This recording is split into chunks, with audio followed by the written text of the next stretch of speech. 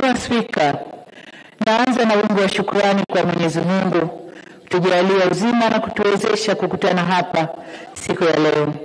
Kwa mujibu wa ibara ya 91 ibara ndogo ya kwanza ya Katiba ya Jamhuri ya Muungano wa Tanzania, Rais wa Jamhuri ya Muungano wa Tanzania ana dhima ya kulifungua rasmi Bunge la Jamhuri ya Muungano wa Tanzania.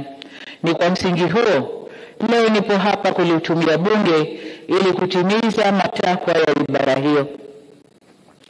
Kabla ya kufanya hivyo, nianze na jambo la huzuni lililotokea hapa nchini, na naomba waheshimiwa wote wabunge na waalikwa tusimame kwa dakika moja ili kuombea wenzetu.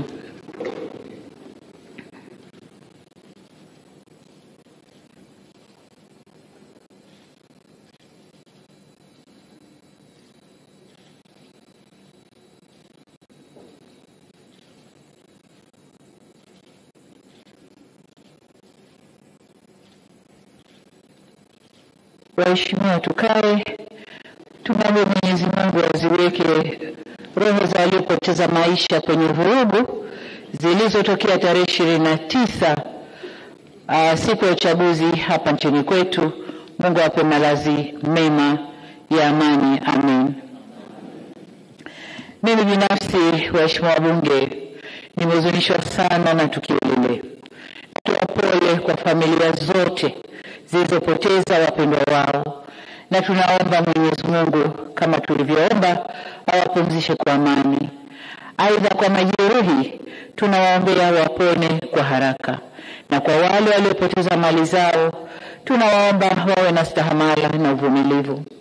Serikali imechukua hatua ya kuunda tume ya kuchunguza yaliyotokea, yani inquiry commission, ili tujue kiini cha tatizo. Taarifa hiyo itatuongoza kujielekeza kwenye mazungumzo ya kuleta maelewano na amani.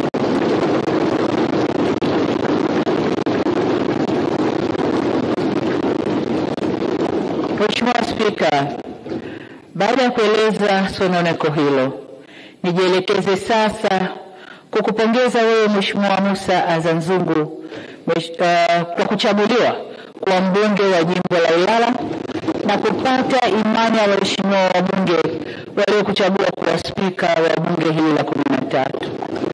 Ni imani yangu kwa uzoefu wako katika bunge hili utakuongoza kusimamia utekelezaji wa shughuli za bunge kwa ufanisi mkubwa.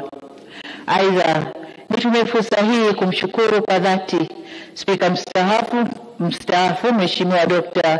Tulia Ackson kwa kuliongoza vyema bunge la 12. Serikali inaahidi kutoa ushirikiano wa kutosha katika utekelezaji wa majukumu ya bunge hili la 13.